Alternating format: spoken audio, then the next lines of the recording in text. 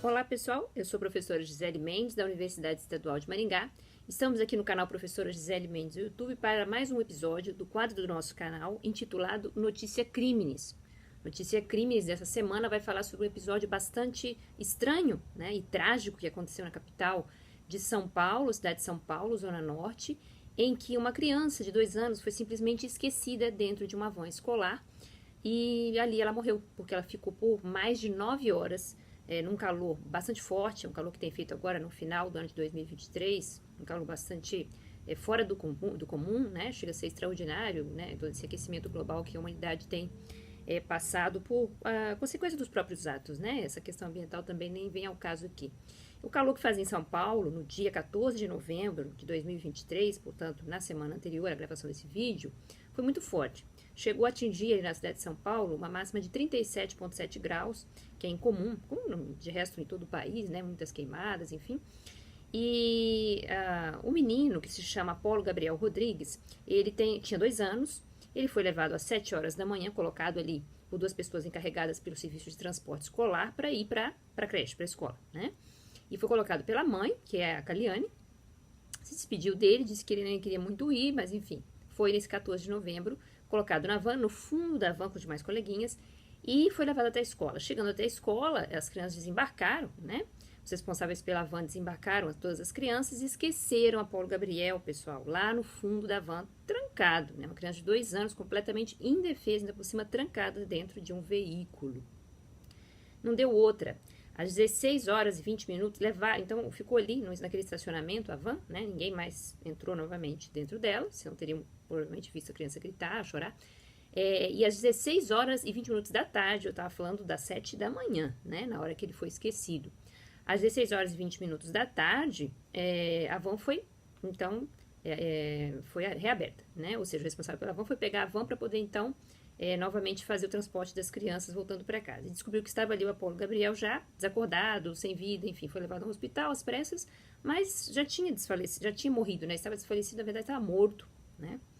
As pessoas responsáveis por esse transporte são o Flávio Benes e a Luciana Coelho, eles são um casal, tá? Flávio Benes e a Luciana Coelho, eles foram ouvidos pela Polícia Civil, foram liberados sob pagamento de fiança na quarta-feira, dia 15 de novembro, porque o enquadramento legal desse tipo penal também, ele é um pouco trabalhoso, como nós vamos ver, né? Então, Flávio e Luciana são os responsáveis, né, por esse acontecimento, e a criança, de fato, morreu. E aí? Como é que fica essa situação? Né? Um esquecimento de uma criança pequena indefesa, num calor de quase 40 graus, dentro de um veículo fechado. Não é a primeira vez, né? A gente espera que seja sempre a última, né? Mas isso acontece também, às vezes, com os próprios pais, né? Que podem vir a esquecer bebês, crianças não conseguem nem gritar, nem têm acesso ao aparelho celular, enfim, crianças de tenra idade que, infelizmente, até pela fragilidade e vulnerabilidade orgânica, né, do corpo delas, elas, como idosos também, né? Elas vêm a falecer pelo excesso de calor, e de resto são 9 horas e 20 minutos, qualquer pessoa que estivesse de fato indefesa, sem contato, sem possibilidade de abrir a van, também padeceria do mesmo falecimento, porque o calor tem sido muito grande e o local está completamente fechado, ou seja, a pessoa não consegue respirar um ar puro, e é algo assim óbvio, né, para qualquer pessoa, que a morte sobrevirá se não houver socorro. Eis a questão, né? Como vão ser enquadrados, como vão ser possivelmente indiciados ou depois denunciados a posteriori essas 2 pessoas, este casal, né? Tanto o motorista, que é o Flávio, quanto a Luciana, responsável pelas crianças. Eles alegaram que na contagem de crianças que entram, que ficam na escola e que saem, não constava o nome do Gabriel como tendo ido aquele dia como faltoso. Claro, né? Ele não entrou na escola, né, gente? E quem faz essa contagem seria a própria escola. A escola não tem responsabilidade nenhuma sobre esse episódio, né? São essas 2 pessoas mesmo que a gente deve questionar o comportamento e tentar enquadrar aqui no que possivelmente pode vir a ser a morte do Apolo Gabriel. De início se falou muito homicídio doloso e também, inclusive, com aumento de pena por ser uma criança, né? Isso existe no Código Penal, como nós vamos ver. Então ele morreu, né? É fato que a morte enquadra a situação possivelmente num crime de homicídio, e que o crime de homicídio está previsto no Código Penal, e de resto, né, desde que a humanidade começou a legislar, matar alguém é crime. Está lá, ó, no artigo 121 caput do Código Penal brasileiro, na primeira seção e primeiro título da parte especial do Código Penal, porque é um crime contra a vida do mais grave que existe, né? É o homicídio. Mas esse homicídio que eu coloquei aqui no nosso rodapé, matar alguém, pena de 6 a 20 anos de reclusão, bastante grave, né? É o homicídio doloso, pessoal, pelo qual eles foram inicialmente, o BO foi feito por isso. Mas é claro que toda a investigação policial tem que ser feita preliminarmente, que é o chamado inquérito policial, há denúncia de um promotor, há um juiz, né, que aceita ou não a denúncia por aquele fato. Então, assim, e há desdobramentos, porque um homicídio doloso, por exemplo, ele é julgado por um júri popular, né, e não por um juiz togado, como seria um homicídio culposo. Então, essa situação muito peculiar, e como eu disse, infelizmente não tão infrequente quanto a gente imagina, foi um descuido, um desleixo muito grande. Até a própria mãe Caliane, a avó da criança, falaram, nossa, a gente entrega sob a responsabilidade de pessoas que a gente confia, na escola a gente confia, enfim. É claro que a criança fica afastada dos pais, porque há alguém de confiança tomando conta. E essa pessoa não foi responsável, a expressão da própria avó do Apolo Gabriel, né? A gente confiando que o transporte seria perfeito, ele chegaria ali, frequentaria a escola, seria devolvido, como sempre foi. E estávamos colocando ele para a morte, né? Porque ele foi simplesmente esquecido, né? A expressão esquecido ela é muito importante nesse caso, né? Porque eis a questão, aqui a gente tem um crime muito grave que comporta, inclusive, inicialmente, né, como foi feito bem, um aumento de pena, tá, pessoal? Esse aumento de pena, ele existe para o homicídio doloso, tá? Nós estamos falando aqui, inicialmente, de um homicídio doloso, com dolo eventual. O dolo eventual, vamos lembrar sempre que não é aquela vontade direta de matar, mas uma situação em que o sujeito, embora represente o resultado na sua cabeça, né, como dizia Hans Werber, o pai do finalismo, ele o aceita, né, então a pessoa aceita o resultado, vislumbra e pensa, pouco me importa, né, dolo eventual é muito comum quando o sujeito vai explodir uma bomba para matar alguém, mas pouco quer saber se tem alguém do lado, se está num local frequentado por muitas pessoas, porque as demais pessoas, para ele, não fazem a menor diferença, né? Disparos de arma de fogo em via pública para matar alguém, não faz a menor diferença se o meu disparo vai atingir terceiros, até porque eu pouco me importo com essas pessoas. Eu sei sim que elas são transeuntes e estão circulando, mas a bomba estoura, o tiro acerta terceiros, pouco me interessa. Esse é o típico dolo eventual, né?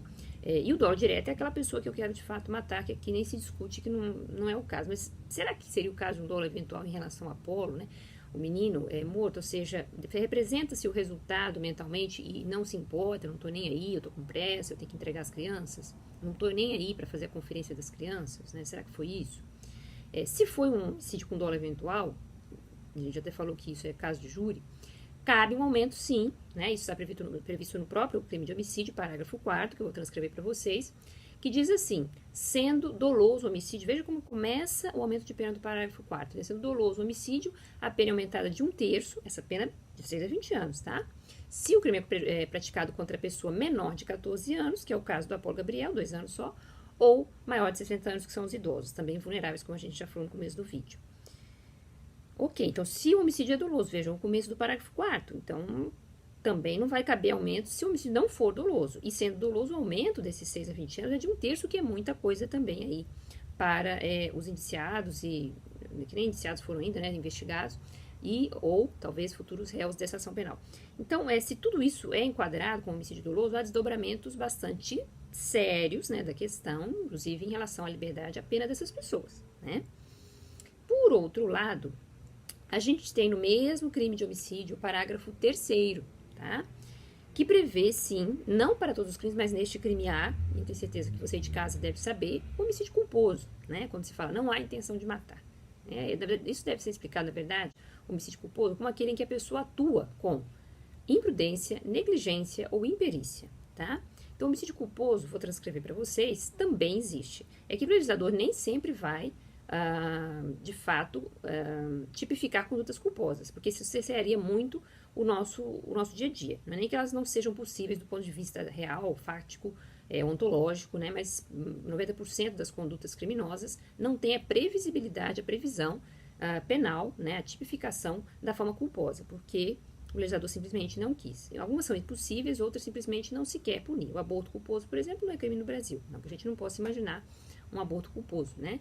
Mas o legislador não quis, então nós temos só o doloso. E por assim vai, né, como eu disse, 90% dos crimes que a gente prevê, porque seria um entrave muito grande ao dia a dia, que tudo aquilo que é feito por imprudência, por esquecimento, por falta de cuidado, fosse também culpabilizado. Então, nós temos o homicídio por quê? Porque é um crime muito grave que merece também uma punição, mesmo quando a pessoa não teve o dolo, ou seja, a intenção de matar. Mas ela atuou culposamente, ou seja, de forma descuidada, displicente, esquecida, né? Assoberbada, mas ela não projeta ali, ela é previsível o resultado, mas ela não projeta esse resultado e o aceita, pelo contrário, ela repele, tá? Então, o homicídio, quando é culposo, eu vou transcrever, como disse no parágrafo 3º, homicídio, simplesmente, se o homicídio culposo, e a explicação é homicídio causado por imprudência, negligência ou imperícia, a pena cai para 1 a 3 anos de detenção somente. Vejam, a imprudência é uma ação, né? Por exemplo, atropelar uma pessoa, né? Já deslocaria inclusive a questão para o Código de Trânsito, que também tem a previsão do homicídio culposo. Um acidente doméstico, né? Algum tipo de atropelamento, por exemplo, na garagem de casa, algum tipo de acidente na cozinha, um incêndio, uma queimadura, uma coisa muito forte que venha matar uma pessoa, né? Derrubar algum objeto cortante, pérfuro cortante, que venha matar uma pessoa. Então, nós temos aí um homicídio culposo. Engenheiros, quando constroem obras, se não estão bem construídas, de acordo com as normas da construção civil. Médicos, quando estão operando alguém, né? Quando estão prescrevendo medicamento e não seguem as regras da medicina e terminam causando a morte, por exemplo, numa sala de cirurgia.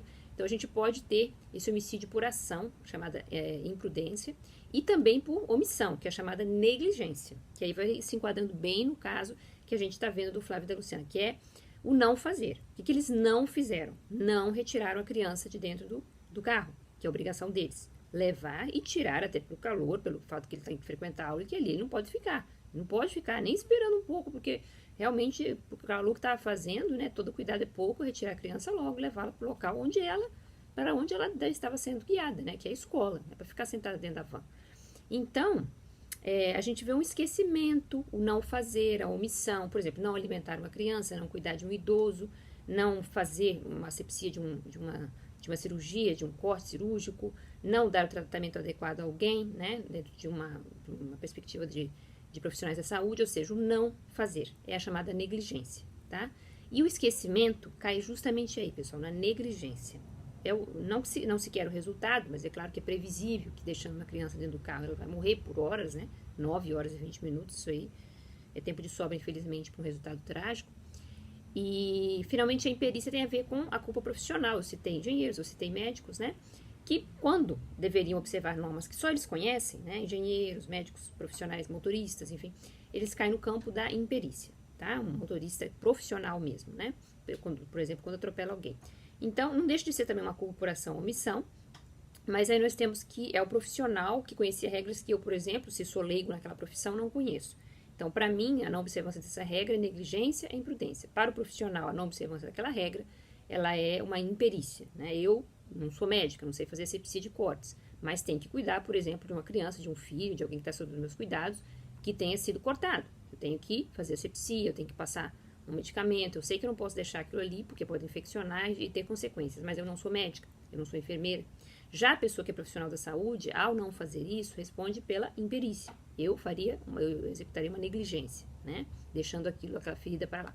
Então, vejam bem os tipos de culpa que existem, né? As chamadas modalidades de culpa que existem no Código Penal e que se enquadram exatamente aqui nesse homicídio com pena de 1 a 3 anos de detenção.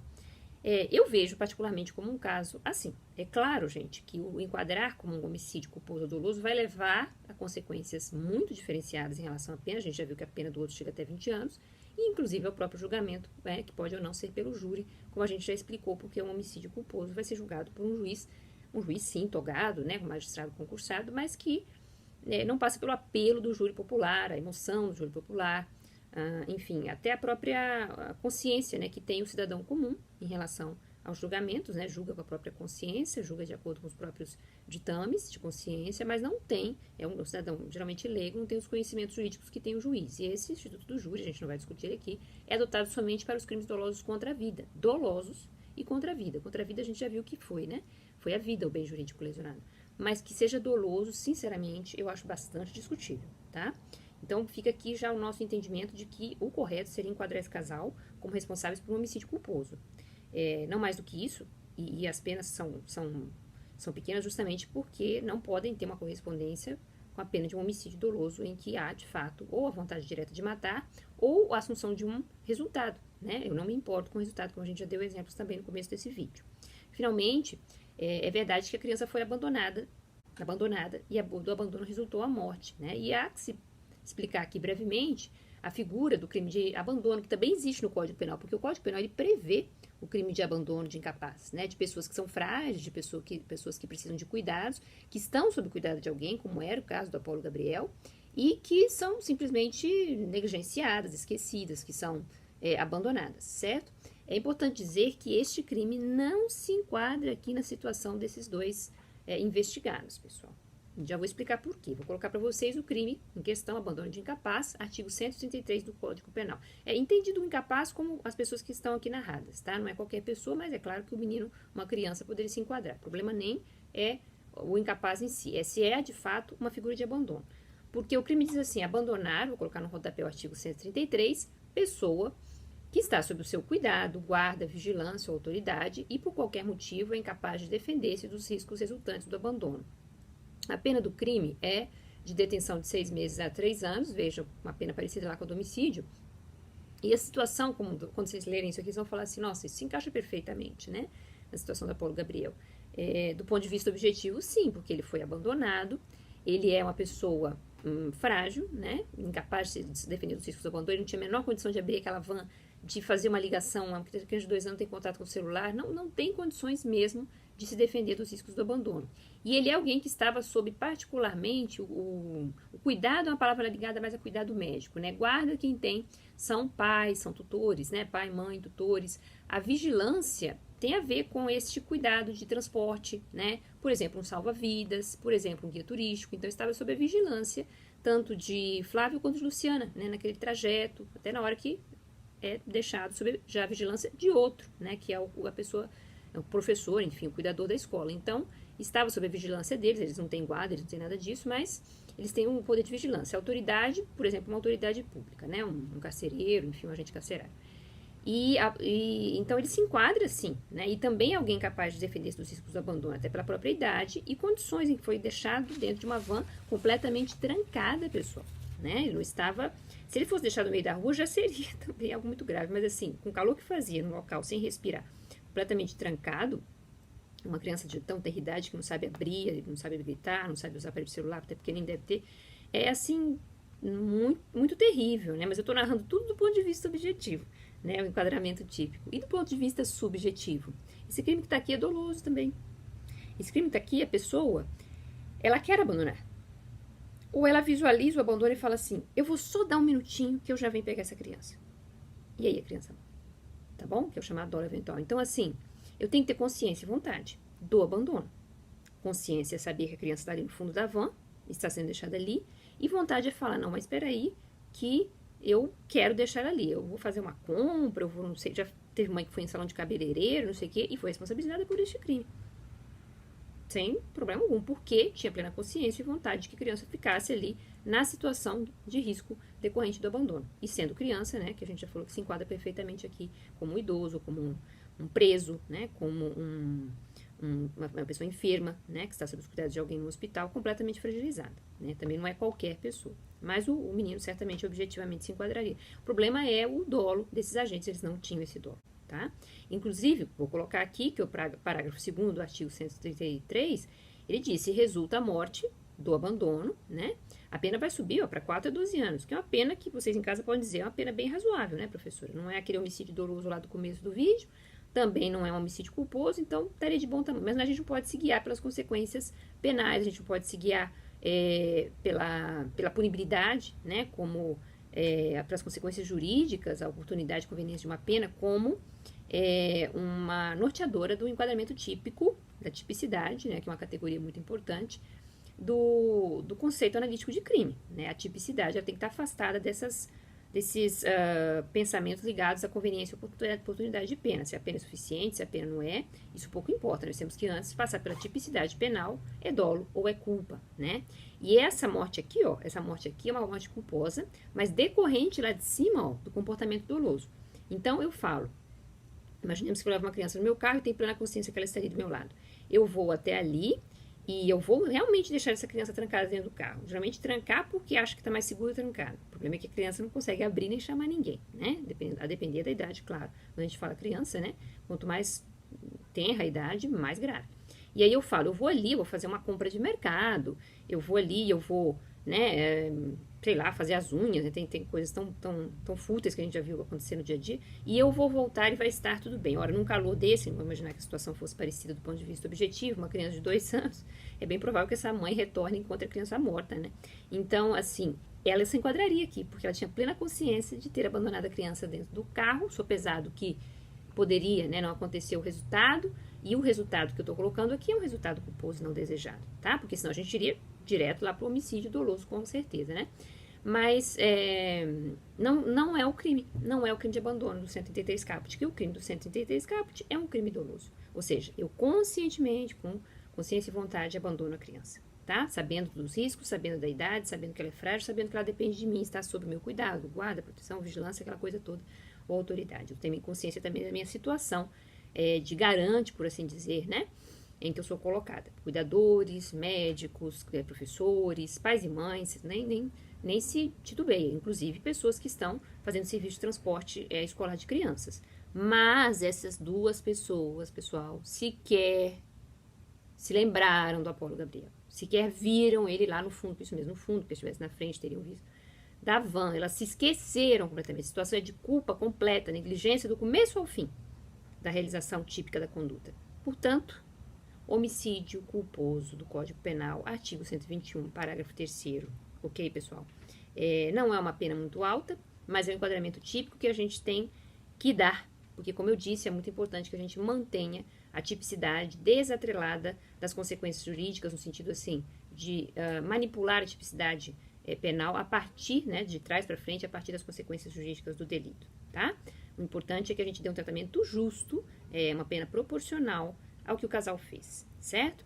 Bom, esse foi o Notícia Crimes de hoje, uma notícia que causou muito estarrecimento, né, no Brasil todo, e que a gente espera que tenha o devido encaminhamento aí, seja pelas investigações da Polícia Civil e depois pelo Ministério Público e pelo Poder Judiciário, tá bom?